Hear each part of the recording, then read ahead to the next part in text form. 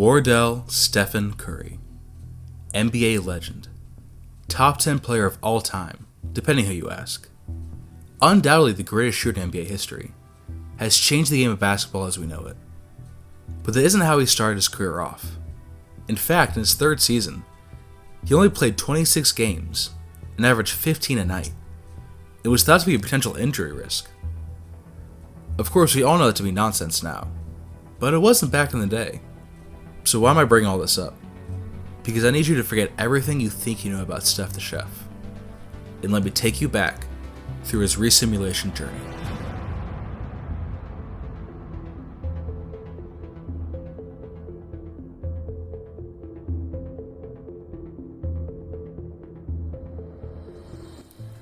Curry was drafted by the Warriors in the 2009 NBA draft, and was seen as a potential star for the franchise, a franchise who hadn't seen real success since the Brent Barry years. Their dream would come true as Steph had a historic rookie season, easily winning Rookie of the Year, and even making the All-NBA third team as he averages 27 points and 9 assists a game, as a rookie. He also was able to lead the Warriors back to the playoffs, but would lose in a close matchup against Chris Paul and the New Orleans Hornets. He would lose in the first round again his sophomore year, as they faced LeBron James of the Utah Jazz.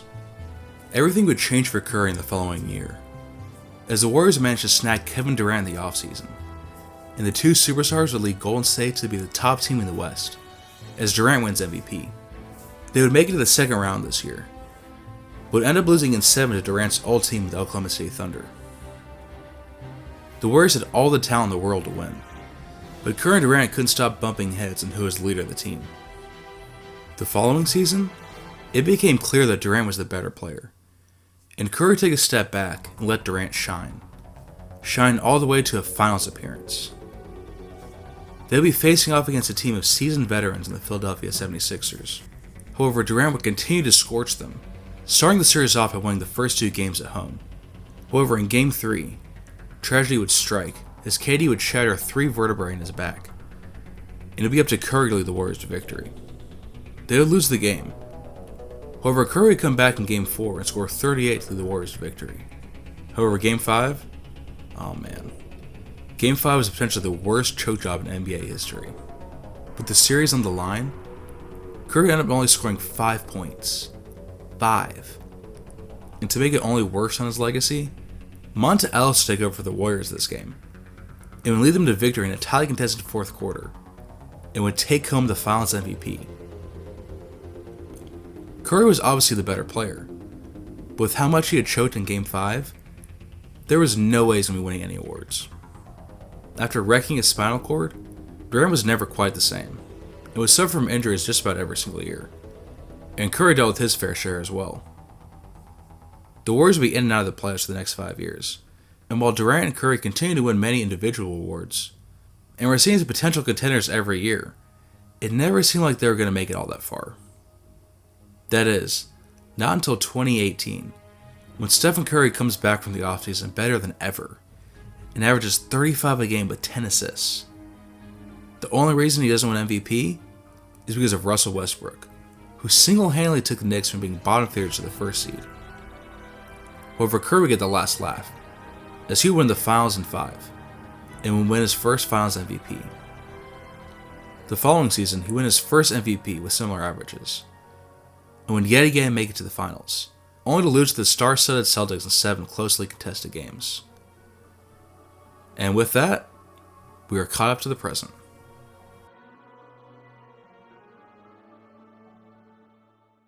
Curry continues his excellence in the 1920 season, and again wins MVP, without any difficulty as he leads the Warriors to the top of the West again. They'd have a tough matchup in the first round though, as they'd be facing off against the Dallas Mavericks, who were still led by their star duo of Carmelo Anthony and Anthony Davis. Melo struggled with injuries pretty bad this season, and wasn't even close to being the same player that won back-to-back championships.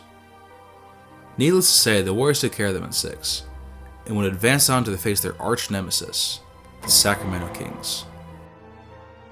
The Warriors have faced the Kings the past 2 seasons in the playoffs. They're the only Western Conference team to actually take them to 7 games.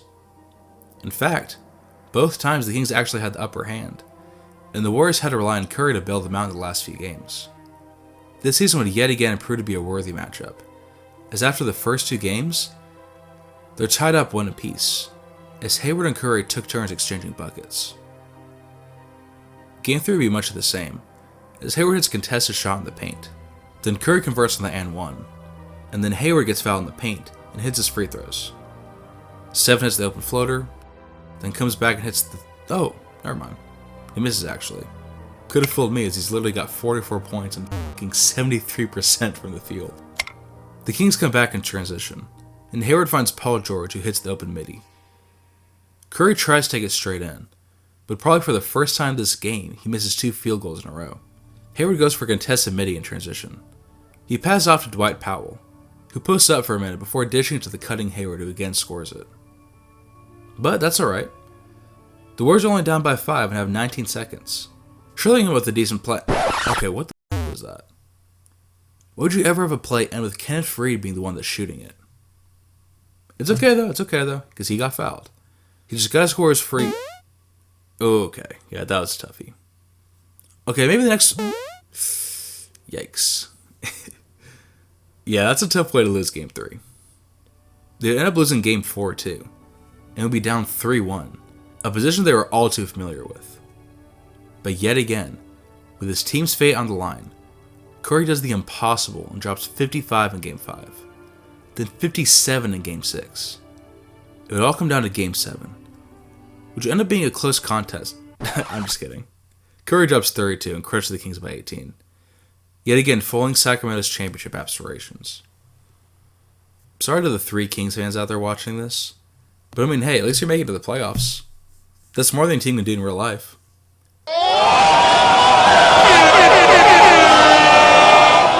In the Western Conference Finals, they'd be facing the Denver Nuggets, who shocked the world by making it this far.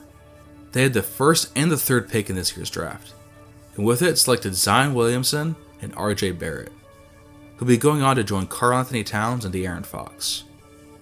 They had beaten out Embiid's Pelicans and Ingram and Spider's Suns to get here, and they're ready to prove they had what it took to oh, what's that? Oh, never mind. They get swept in 4 games. I guess that means that the Warriors are back to the finals for the 3rd year in a row. The only question is, who will they be facing? This Eastern Conference is absolutely stacked from top to bottom, and it'll take all day to go through every team's championship viability. So we're just going to skip to the second round, where we have 2 championship favorites facing off, the Brooklyn Nets and the Boston Celtics. Boston won the championship last year, but they were about to have it easy this year, as the Nets team had only gotten better with age. Jimmy Butler drops 33 in Game 1 to lead the Nets to victory. He then drops 29, and sophomore superstar DeAndre Ayton drops 26 in Game 2, as the Nets win again. But they had home court advantage, so the Celtics still stood a good chance. Game 3 would end up being a close game, and the Nets would be up by 1 with a minute and a half to go. Josh Hart runs up the court off the Jimmy Butler miss, and would finish with contact over Ayton. Josh Hart is taken over as the starting shooting guard, as Boston didn't have enough money to keep Kyle Lowry in the team during the offseason. However, they still had Jokic, Giannis, Chris Paul, Ben Simmons, and Dario Saric. So this team was still insanely good. The Nets would come back the other way, as Jimmy Butler hits his unorthodox fader in the corner, taking the lead back.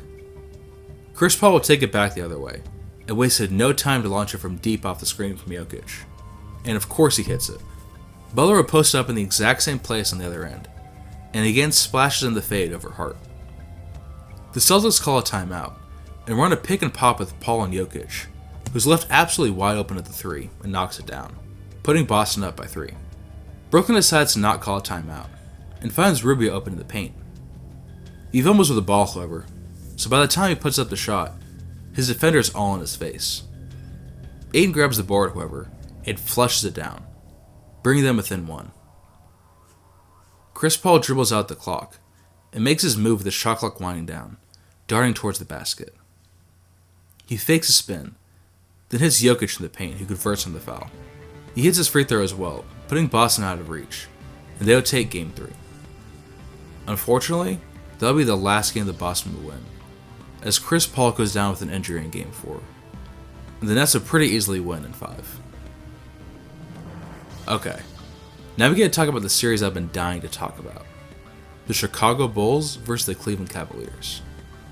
On paper, this Cavs team is a much better squad, as they had the squad diversity that the Bulls lacked. After missing so many years of playoff basketball after LeBron's departure to the Utah Jazz in the 2010 offseason, Cleveland had managed to snag a lot of lottery picks in the following years, and managed to assemble quite the squad of decent players. They had Bradley Beal, Andrew Wiggins, Julius Randle, Markelle Fultz, and two-time Defensive Player of the Year, Bismack Biyombo. The Bulls, on the other hand, they pretty much had an offense that consisted of one man, D'Angelo Russell. But that had gotten them through the season, and all the way to the second round of the playoffs, and he wasn't showing any signs of slowing down. It was like the spirit of Michael Jordan had possessed his body. But even with the power of MJ, D'Lo couldn't prevent the Cavs from taking the first 2 games. But now they're on the home floor in Chicago, and this game 3 is about to go differently. You're about to say, I swear to God, he's so fucking good. Even like watching him in sim, he's so good.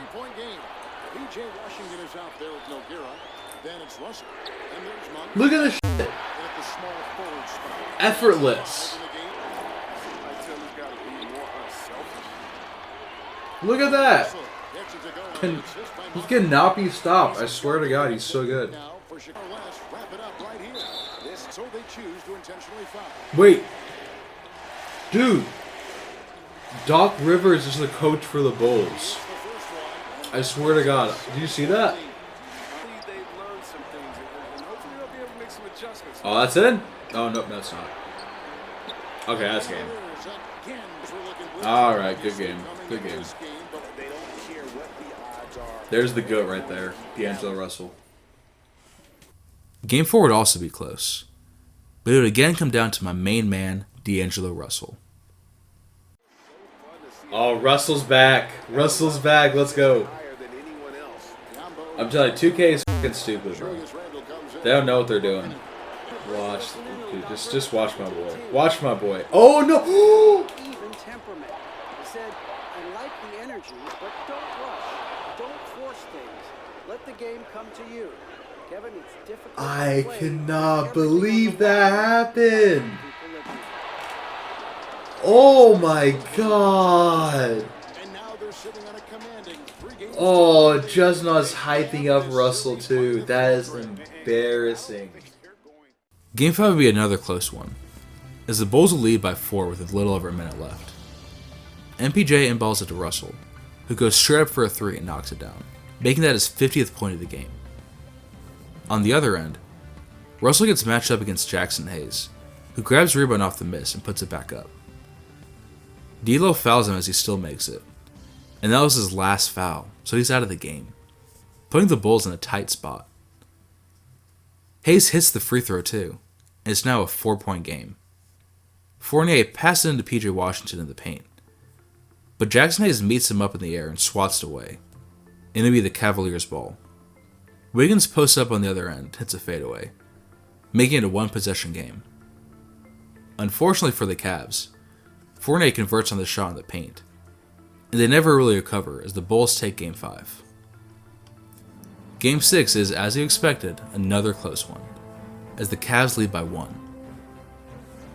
Cleveland has learned from the previous games, and have been ruthlessly double-teaming D'Lo all game. However, he's been keeping them alive by passing to the open man. Unfortunately in this case, the open man is Lucas Nogueira, and he absolutely bricks the wide open 3. Wiggins comes up on the fast break and lays it in overhealed. D'Lo takes it back up, and before they have a chance to double team, he crosses up Beal, loops it around his back and lays it in with contact over Markkanen, drawing a foul in the process. He of course scores his free throw, and the game is now all tied up. Wiggins again goes goblin mode, and posterizes Fournier in the paint. But Russell doesn't care, as he crosses up Fultz this time on his way to the rim. There's now just 30 seconds left, and the game is all tied up. Wiggins tries to get to the rim again, but MPJ locks him down. It ends up knocking the ball loose, but Markkanen grabs it. The Cavs reset, and end up going with a Beal shot from the elbow, but he can't knock it in. That means the Bulls now have 6 seconds to win this game. The Bulls again get into D'Lo, who takes a moment to survey his options, and finds Lucas Nogueira cutting to the basket. He lays it up, and it's in! On to Game 7. With 2 minutes left, MPJ gets a steal and comes up in transition, only to shoot a 3 from way out and miss. The Bulls lock down the Cavs on the other end, and this time Russell gets the steal. He takes it up the court, and finds Fournier in the corner who knocks down the 3, putting the Bulls up by 2. However, Wiggins comes back the next play to tie it up for mid-range. This time Russell passes to MPJ, who's wide open for the 3, but yet again he misses. Wiggins comes back in transition, but gets a shot swatted by none other than Malik Monk. After some made free throws from Porter Jr., Fultz winds the clock back to his college days and hits a step-back 3 to put the Cavs up by 1. The Bulls call a timeout and again go through Russell, but he's swamped by the D. He again finds MPJ wide open from 3. I mean wide open.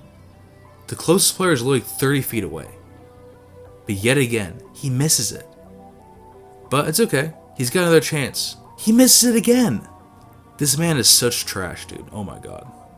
The Cavs dribble the possession out, and manage to force a miss from Biyombo, but he grabs the rebound and passes it back out. The Bulls seem to have a brain fart, and take a full 4 seconds before they decide to foul Fultz, meaning there's only 2 seconds left in the game. Fultz scores both his free throws, so they're going to need a 3 to force an overtime. Hartenstein struggles to find anyone who's open, so he has to lob it over to MPJ. He may be on a cold streak, but this is the final moment of the game, and it could go differently. The ball arcs high in the air, comes down, and bounces on the rim once, twice, and out. The Cavaliers will be advancing to the conference finals. In Game 1, Jimmy Butler gets injured, and he'll be silent for at least 2 weeks, so he'll be pretty much out for the series. And with their best player gone, the Nets really weren't able to do much, and the Cavaliers advanced after 6 games to the NBA Finals.